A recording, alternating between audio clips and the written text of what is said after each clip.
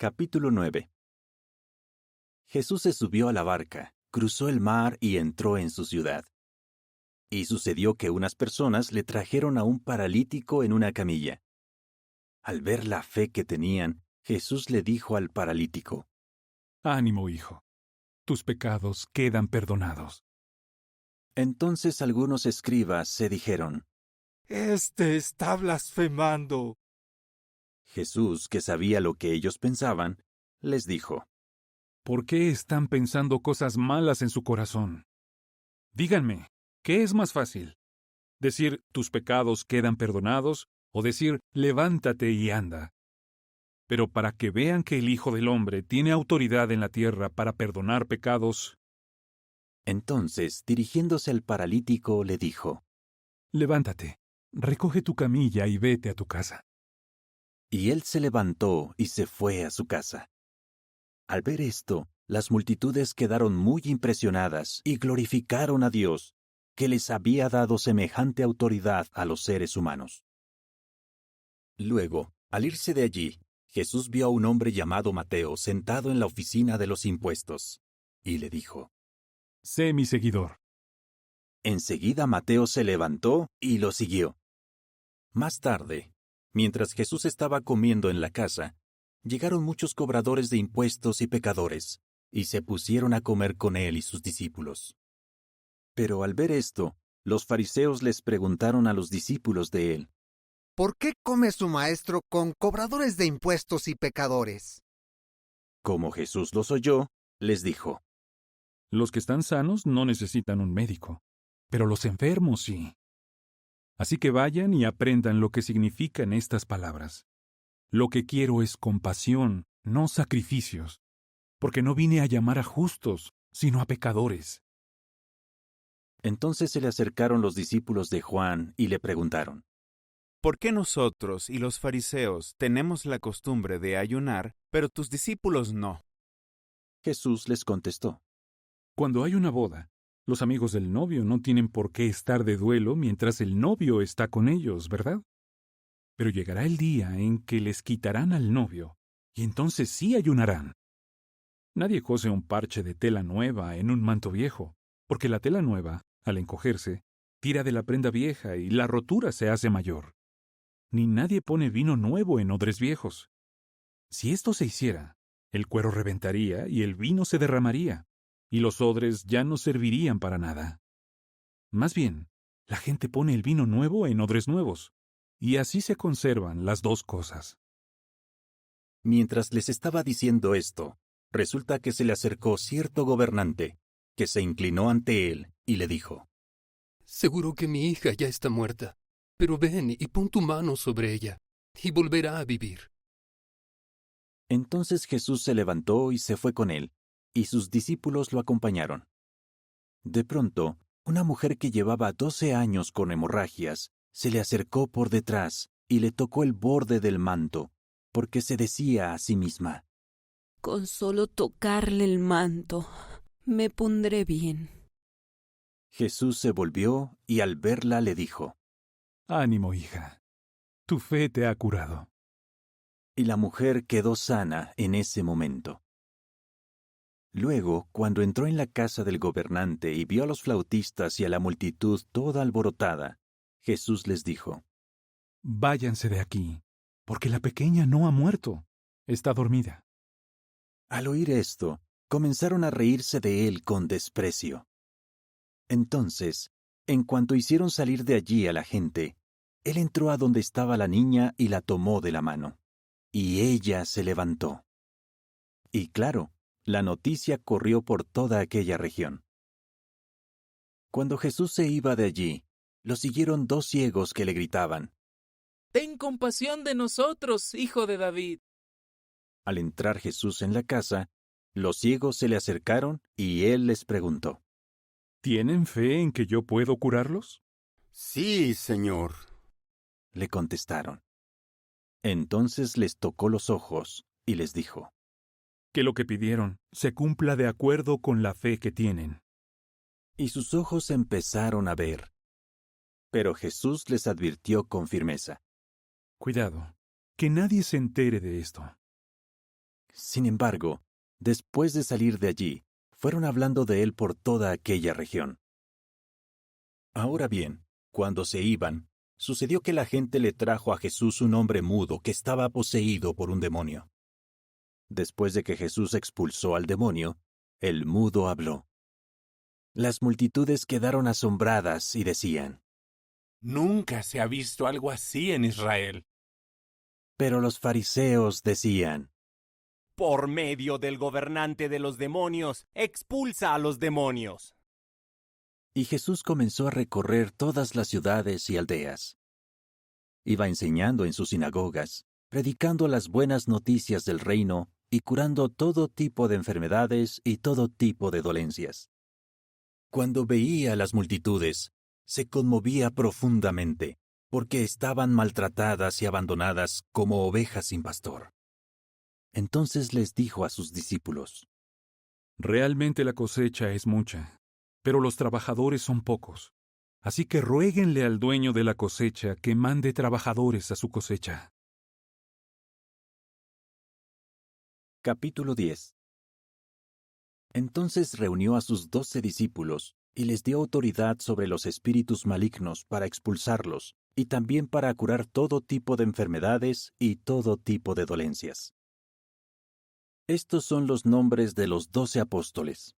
Primero Simón, al que llaman Pedro, y su hermano Andrés. Santiago, hijo de Zebedeo, y su hermano Juan. Felipe y Bartolomé. Tomás y Mateo, el cobrador de impuestos. Santiago, hijo de Alfeo, y Tadeo. Simón el cananita y Judas Iscariote, el que más tarde traicionó a Jesús.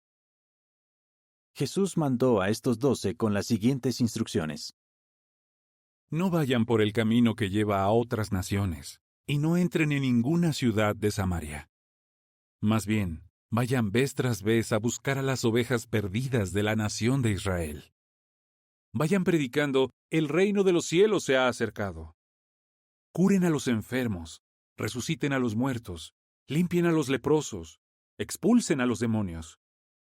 Recibieron gratis, den gratis. No lleven ni oro, ni plata, ni cobre en su cinturón, y tampoco lleven una bolsa de provisiones para el viaje, ni 2 prendas de vestir, ni sandalias, ni bastón, porque el trabajador merece su alimento. Cuando entren en alguna ciudad o aldea, busquen hasta encontrar a alguien que merezca el mensaje, y quédense allí hasta que se vayan de ese lugar. Al entrar en una casa, saluden a los que estén en ella. Si el hogar lo merece, que tenga la paz que le desean. Pero si no lo merece, que esa paz vuelva a ustedes. Si en alguna casa o en alguna ciudad no los reciben, ni escuchan sus palabras, al salir de allí, sacúdanse el polvo de los pies. Les aseguro que el día del juicio les será más soportable a la tierra de Sodoma y Gomorra que a esa ciudad. Miren que los estoy enviando como a ovejas en medio de lobos. Así que sean cautelosos como serpientes, pero también inocentes como palomas. Cuidado con la gente, porque los van a entregar a los tribunales locales y les van a dar latigazos en sus sinagogas. Y por causa de mí, van a ser llevados ante gobernadores y reyes. Eso les servirá de testimonio a ellos y a las naciones. Sin embargo, cuando los entreguen, no se angustien pensando en lo que van a decir o cómo lo van a decir, porque cuando llegue el momento, se les indicará lo que deben decir. Y es que no serán solo ustedes los que hablen.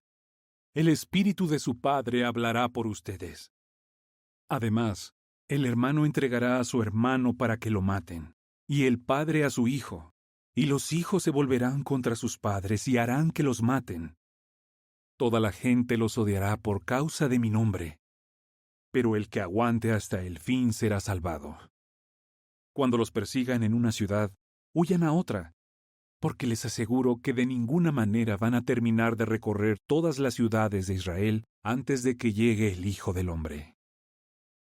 El estudiante no está por encima de su maestro, ni el esclavo por encima de su amo. Ya es bastante para el estudiante llegar a ser como su maestro, y para el esclavo llegar a ser como su amo. Si al señor de la casa lo han llamado Belcebú, ¿cómo no van a llamar así a los de su casa? Así que no les tengan miedo, porque no hay nada oculto que no vaya a ser descubierto, ni nada secreto que no vaya a conocerse. Lo que les digo en la oscuridad, díganlo a plena luz. Y lo que escuchan al oído, predíquenlo desde las azoteas. Y no teman a los que matan el cuerpo, pero no pueden matar el alma. Más bien, teman al que puede destruir tanto el alma como el cuerpo en la gehenna. Se venden 2 gorriones por una moneda de poco valor, ¿no es cierto? Sin embargo, ni uno de ellos cae a tierra sin que su padre lo sepa. Pero en el caso de ustedes, hasta los cabellos de su cabeza están todos contados. Así que no tengan miedo. Ustedes valen más que muchos gorriones. Si alguien se declara a mi favor delante de la gente, yo también me declararé a su favor delante de mi Padre que está en los cielos. Pero si alguien me rechaza delante de la gente, yo también lo rechazaré delante de mi Padre que está en los cielos. No piensen que vine a traer paz a la tierra. No vine a traer paz, sino espada. Porque vine a causar división. El hijo estará contra su padre, la hija contra su madre, y la nuera contra su suegra. Así es, los enemigos de cada uno serán los de su propia casa. El que quiere más a su padre o a su madre que a mí, no es digno de mí. Y el que quiere más a su hijo o a su hija que a mí, no es digno de mí. Y el que no acepta su madero de tormento y me sigue, no es digno de mí. El que encuentre su alma la perderá, y el que pierda su alma por causa de mí, la encontrará. El que los recibe a ustedes, me recibe también a mí, y el que me recibe a mí, recibe también al que me envió. El que reciba a un profeta porque es profeta, tendrá la recompensa de un profeta, y el que reciba a un justo porque es justo, tendrá la recompensa de un justo. Y les digo la verdad, quien le dé aunque sea un vaso de agua fresca a uno de estos pequeños, porque es mi discípulo, de ninguna manera se quedará sin su recompensa. Capítulo 11.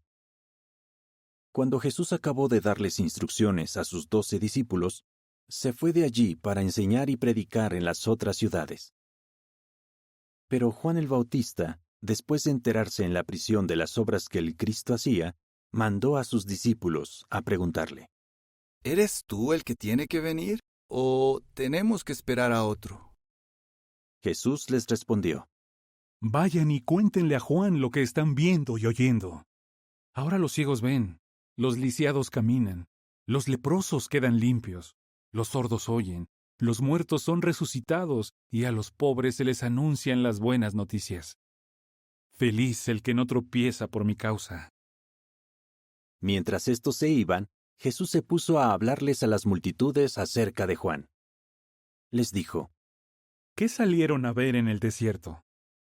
¿Una caña sacudida por el viento? Entonces, ¿qué salieron a ver?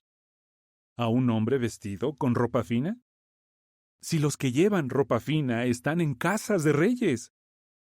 Pero entonces, ¿a qué salieron? ¿A ver a un profeta? Les digo que sí, y mucho más que un profeta. Es aquel de quien está escrito: Mira, voy a enviar a mi mensajero delante de ti, y él irá delante de ti preparándote el camino. Les aseguro que entre los seres humanos no ha habido nadie mayor que Juan el Bautista. Sin embargo, el que es menor en el reino de los cielos es mayor que él. Desde los días de Juan el Bautista, el reino de los cielos es la meta hacia la que la gente avanza con empeño. Y los que avanzan con empeño logran alcanzarlo. Porque hasta la llegada de Juan, tanto los profetas como la ley profetizaron lo que pasaría. Quieran aceptarlo o no, él es el Elías que tenía que venir. El que tenga oídos, que escuche con atención. ¿Con quién compararé a esta generación?